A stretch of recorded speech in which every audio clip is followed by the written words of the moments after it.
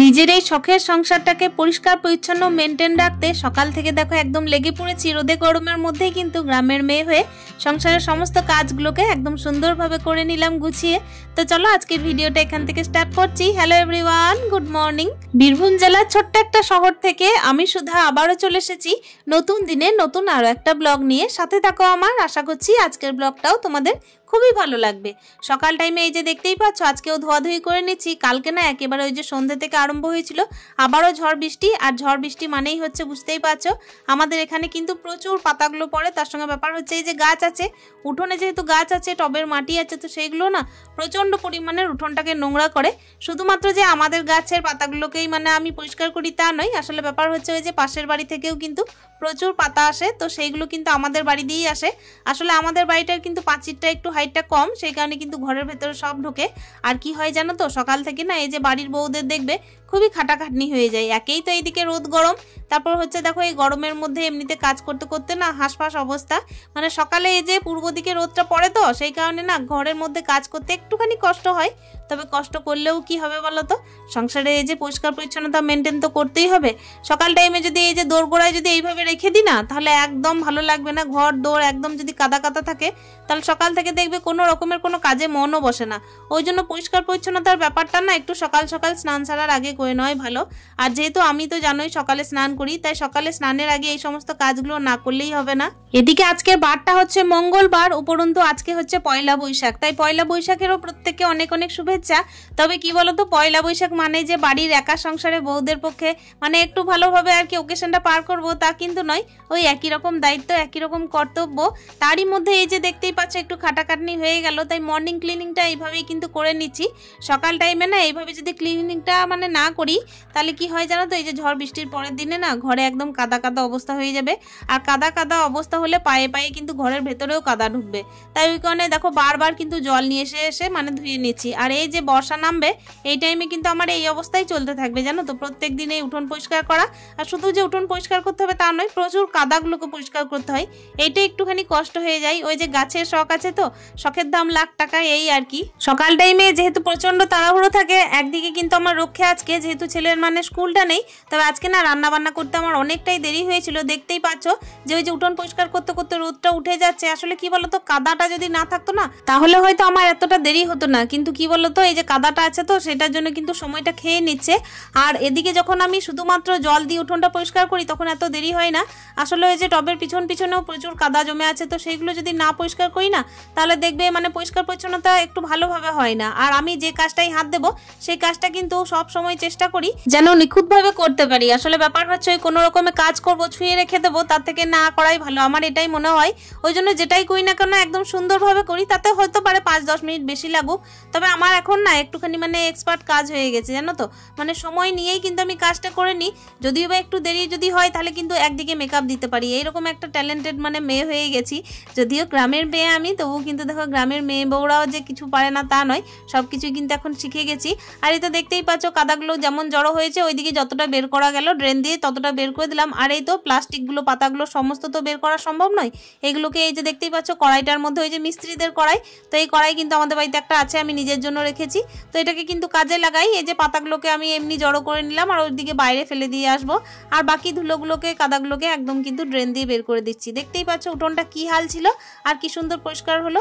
ওই যে পরিষ্কার পরিচ্ছন্নতা মেনটেন করে কিন্তু গ্রীষ্মের দিনেও আমি একদম সকাল থেকে সুন্দরভাবে কাজগুলো করে নিই।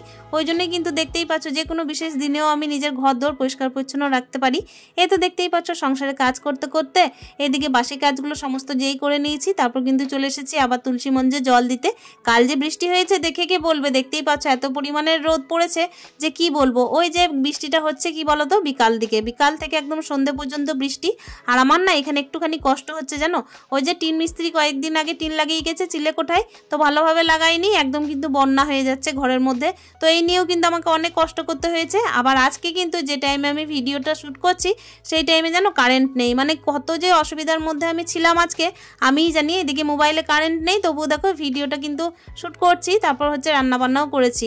এদিকে চলে এসেছি দেখো গোপাল সেবা দিতে। বাইরে তো আমি তুলসী সেবা করে নিয়েছি, আর উঠোনটাও না সুন্দরভাবে পরিষ্কার করে নিয়েছিলাম। তো তারপর যখন রোদ উঠেছে তখন কিন্তু উঠোনটাও একদম খটখটে শুকনো হয়ে গেছে। আসলে ব্যাপার হচ্ছে আমাদের উঠোনটা যখন আর কি পরিষ্কার পরিচ্ছন্ন থাকে না তখন একরকম লাগে, আর যখন পরিষ্কার হয়ে যায় তখন কিন্তু অন্যরকম লাগে। তো চলো সে না হয় হলো অন্য কথা। আর এদিকে দেখতেই পাচ্ছ গোপাল সোনাকে কি সুন্দর সাদা সাদা ফুল দিয়ে গোটায় সাজিয়ে দিলাম। আসলে তাকে কিন্তু আমি আজকে কোনো হেভি জামা পরাইনি, ছোট ছোট গেঞ্জি প্যান্ট কিনে এনেছি, তো সেগুলোই পরাবো। আর এই তো দেখতেই পাচ্ছ কালকে হলুদ কালারেরটা পরিয়েছিলাম, আজকে পিঙ্ক কালারটা পরালাম। একদম পিঙ্ক পরি হয়ে গেল না আমার গোপাল সোনা।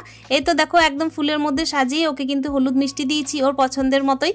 মেয়েদের দেখবে চাওয়া পাওয়া আশা আকাঙ্ক্ষা এই সংসারকে ঘিরেই, সংসারের বাইরে কিন্তু কোনো কিছুই নেই। যা কিছু চাওয়া পাওয়া ভালো মন্দ সবকিছুই কিন্তু এই সংসারের জন্যই। ওই জন্যই তো প্রত্যেকদিন সকালে এক এক রকমভাবে কাজ শুরু হয়, তবে সংসারের কাজ দিয়েই কিন্তু শুরু হয়, অন্য কিছু দিয়েই শুরু হয় না বন্ধুরা। এই তো দেখতেই পাচ্ছ সংসারে কাজ করতে করতে গোপাল সেবা দিয়ে দিয়েছি, বাসি কাজ তো সকালেই করে ফেলেছি। এদিকে না আমার ছেলেকেও রেডি করতে হবে, মানে আমার ছেলেকে তো একটুখানি রেডি না করলে হবে না। আমাকে সকাল থেকেই আর কি তাড়া দিচ্ছে যে তুমি কিন্তু গোপাল সোনার জন্যই ভাবছো, আমার জন্য ভাবছো না। তো এদিকে কিন্তু ওইদিকে বসে বসে না কার্টুন দেখছিল, তো আমি বললাম ঠিক আছে গোপাল সোনাকে সেবাটা দিয়ে নিই, তারপর তোমাকেও আমি রেডি করিয়ে দেবো। এই তো আদর করে দেখো ওকে খেতে দিলাম, তারপর রেডি করে দিলাম গোপাল সোনার। পরে কিন্তু এবার ছেলের পালা, মানে এই যে আমার বড় ছেলের পালা, আর আমার গোপাল সোনা হচ্ছে আমার ছোট ছেলে। গোপাল সোনাকে যেরকম ধরো রেডি করিয়ে দিয়েছে, আমার ছেলেকেও কিন্তু আজকে হলুদ জামা পরাবো। আমার ছেলে কিন্তু কালকে নতুন জামা পরেনি, গোপাল সোনা তো কালকে হলুদ জামা পরেছিল, আর আমার ছেলে কিন্তু আজকে হলুদ জামা পরবে। এই জামাটা হচ্ছে আমার আর কি হাজব্যান্ডের দেওয়া, এই জামাটা কিন্তু ভরাই ছিল, হাজব্যান্ড তো নতুন করে আর আসতে পায়নি, তো ওই কারণে দেখতেই পাচ্ছ এই যে হলুদ জামাটা আজকে পরিয়ে দিলাম স্নান করিয়ে। আর আমার ছেলে যাবে এই মুহূর্তে মানে আমার ভাইদের দোকানে আজকে কিন্তু হালখাতা আছে, তো ওখানে আমার ছেলে যাবে, ওকে কিন্তু রেডি করে দিলাম। আর আমি কিন্তু সকাল দিকে যেতে পারিনি, আমি গেছিলাম সন্ধ্যের টাইমে। আর এই তো দেখো ছেলে কিন্তু এদিকে টাটা করে দিল মামার গাড়িতে চেপে। ওইদিকে কিন্তু হালখাতার জন্য পুজো চলছে, কিন্তু আমার এদিকে রান্না বান্না হয়নি, সে কারণে আমি যেতে পারিনি। আমি আজকে রান্না বসিয়েছি প্রায় 12টায়। মানে ব্যাপার হচ্ছে কি বলতো, ওই যে বললাম পরিষ্কার পরিচ্ছন্নতার ব্যাপার আছে, তাই এত গরমের মধ্যে দেখো না করলেও নয়, গরম তো লাগছিল কিন্তু তবুও কিন্তু দেখো সংসারের সমস্ত কাজগুলো করতে হবে, সংসারের কাজগুলো স্মার্টলিও করতে হবে, আবার কি বলতো টাইমের মধ্যেও করতে হবে। তবে রান্না বান্না যেহেতু ব্যাপার আছে সেহেতু কিন্তু দেখো সংসারের কাজগুলো যেই আমার সারা হয়েছে দৌড়ে দৌড়ে কিন্তু রান্না করতেও চলে এসেছি, একেবারেই কিন্তু লেট করিনি। আর হ্যাঁ, মাঝে কিন্তু ছেলেকে আমি একটুখানি আলু ভাজা আর মুড়ি আর মিষ্টি খাইয়েছিলাম, আজকে কিন্তু আমি ভাত করে দিতে পারিনি। তবে কি বলতো টাইমের মধ্যেই কিন্তু দিয়ে দেবো, ওই মোটামুটি 1:30টার মধ্যে রান্না বান্না কমপ্লিট করে আমি দিয়ে দেবো। আজকে তো সিম্পল রান্না হবে, যেহেতু আজকে মঙ্গলবার, তাই কিন্তু কোনো রকমের কোনো আমিষ খাবার হবে না, মঙ্গলবারে আমি কোনো কিছু করি না। আর এই তো দেখতেই পাচ্ছ এখানে যেটা কাটছি সেটা হচ্ছে কিন্তু খেরো। আজকে এই যে খেরো দিয়ে ডালটা আপাতত করতে লাগি, তারপর ভাবছি যে কি কি রান্না করব। আসলে কি বলতো নিরামিষের বার হলে না একটুখানি ভাবনা চিন্তা করতে হয়, এমনি আমিষের বার হলে কি হয় মাছ ডিম মাংস কোনোটা তো করে দিলেই হলো, কিন্তু কি বলতো নিরামিষের বার হলে একটুখানি মানে বুঝে সুঝেই রান্না করতে হয়, আর ছেলে যেটা খাবে সেটাই করতে হয় আর কি। ছেলেকে কিন্তু আমি এমনিতে দিই জানো তো, যদি মা ওর ডিম টিম খেতে চায় তাহলে কিন্তু আমি ডিমের অমলেটটা করে দিই, আমি কিন্তু একদম শেষে করে দিই, তবে হ্যাঁ নিজে খাই না। আর এই তো দেখতেই পাচ্ছ খেরো দিয়ে ডালটা তো আপাতত চাপাই, তারপর না হয় দেখা যাক। আমার কিন্তু দেখো ওইদিকে ভাতটা বসানো হয়ে গেছিল, আমি কিন্তু এখন মাঝে একবার খেয়েছিলাম, মানে খাওয়া দাওয়া করেছিলাম বলতে ছেলে আমার এদিকে না মুড়িটা একদম সম্পূর্ণ খেয়ে যায়নি, তো ওটাই একটুখানি আর কি নিয়ে খেয়েছিলাম। আর এতে দেখো জিরের কৌটোর মধ্যে জিরেটা বাড়ন্ত ছিল, তো সেটাও ঢেলে নিলাম। আসলে কি বলতো একটু একটু করে ঢেলে নিই জানো তো ছোট কৌটোর মধ্যে, আর একদম না সুন্দরভাবে মানে যেন পড়ে না যায় চারিদিকে সেটারও চেষ্টা করি। আসলে এক বিন্দু করেই কিন্তু সিন্ধু হয়, তাই না? ওই জন্য একটা একটা জিরেও যদি পড়ে থাকে না আমি গুটিয়ে রেখে দিই। আর এই তো দেখো কথা বলতে বলতে আমাকে কিন্তু গ্যাসটাও মুছে নিতে হচ্ছে, আসলে ডালটা তো ফোড়ন দিলাম তখন দেখলাম চারিদিকে আর কি ছিটকে পড়েছে, তো ওই কারণে না কাজ করতে করতে যদি পরিষ্কার পরিচ্ছন্নতা মেনটেন করা হয় না তাহলে খুব ভালো হয় জানো তো। তা নাহলে এই যে কাজের শেষে যখন দেখি যে রান্নাঘরটা অপরিষ্কার তখন কিন্তু একদম মন মেজাজ ভালো লাগে না। আর এত গরমের মধ্যে না যেই চটজলদি রান্না করবো সেটা ভাববো, সেই কিন্তু দেখছি দেরি হয়ে যাচ্ছে। আসলে ঘড়ির কাঁটা আমাকে কিন্তু ডাকছে যে আমি কিন্তু একটাই বাজতে চললাম, ওই জন্য সিম্পল রান্না করছি, তাড়াতাড়ি রান্না করছি। এই যে দেখতেই পাচ্ছ কাজ করতে করতে কিন্তু কাজের মাঝে পরিষ্কার পরিচ্ছন্নতা মেনটেন, এটাই কিন্তু আমার দেখো স্মার্টলি ঘরের কাজ। হিসেব করে দেখতে গেলে আজকে কিন্তু একটা বিশেষ দিন, তবে কি বলতো আমার হাজব্যান্ডের না আসার কথা ছিল, আমি একটু আশা করেই বসেছিলাম। তবে বিশেষ দিনে যদি আমার হাজব্যান্ডের আশাই না হয় তাই বলে যে ওই দিনটাকে আমি কাজ না করে পার করে দেবো সেটাও তো হয় না। এই যে ঘরের বউদের কিন্তু অনেক দায়িত্ব জানো তো, ঘরের বউরা কিন্তু চুপচাপ বসে থাকতে পারে না, তাতে তাদের মনের শখগুলো পূরণ হোক না হোক তারা কিন্তু হাতের উপর হাত রেখে বসতে পারে না। কাজ কিন্তু পিছু ছাড়ে না, তাই না বলো? এই যে দেখতেই পাচ্ছ সংসারের কাজগুলো যেই করে নিচ্ছি সেই যে টাইমের মধ্যে করতে হবে এটা কিন্তু মাথার মধ্যে আছেই। আর এই তো এখন কিন্তু যেগুলো আমি রান্না করেছিলাম সেটা হচ্ছে ওই যে একটুখানি টক পোস্ত করলাম আর ডালটা করলাম। আর এই যে দেখতেই পাচ্ছ একটু সয়াবিন কষা কষা করে দিচ্ছি মশলা দিয়ে আমার ছেলের জন্য। ইতিমধ্যে না যেই আমি সয়াবিনটা কষাতে লেগেছি আমার ছেলে কিন্তু চলে এসেছে আর মিষ্টির প্যাকেট নিয়ে এসেছে, যেটা কিনা হচ্ছে আমার ভাইদের দোকানের মিষ্টি।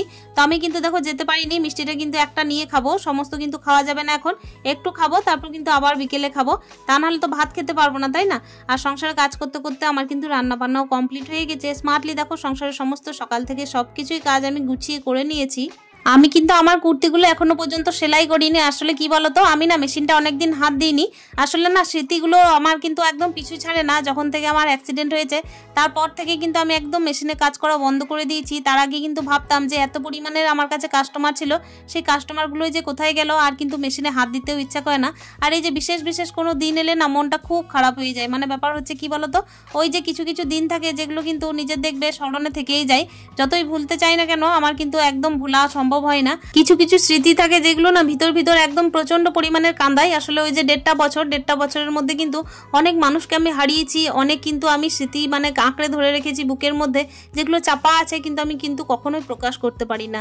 আসলে কি বলতো, যখন পুজো হতো কখনো পয়লা বৈশাখ হতো তখন কিন্তু ঘরের বাইরে কত যে কাস্টমার দাঁড়িয়ে থাকতো, আর এখন দেখো কাস্টমার নেই বলে কিন্তু একদম আমি হাত দিতেও ইচ্ছা বোধ করি না। ওই কারণে না আমার ওই মেশিনটা পড়েই আছে জানো। ওই যে 1.5 বছর মানুষের সঙ্গে আর কোনো টাচ ছিল না, আমি তো নিজের হাত নিয়ে ভুগছিলাম সেই কারণেই। আর এখন যদিও বা চাইছি তো সেগুলো হয়ে উঠছে না। তো এই যে দেখতেই পাচ্ছ কথা না হয় চলতে থাকছে আর কাজও চলতে থাকছে। এইদিকে যে তরমুজটা রাখা ছিল সেই তরমুজটা কিন্তু আমি কেটে নিচ্ছি আমার ভাইয়ের ছেলের জন্য আর আমার ছেলের জন্য। এই মুহূর্তে কিন্তু আমার ভাইয়ের ছেলে সন্ধ্যের টাইমে ফিরে এসেছে আমাদের বাড়িতে, সেই কারণে দুজনকেই দিয়ে দেবো, দুই ভাই বসে বসে খাক।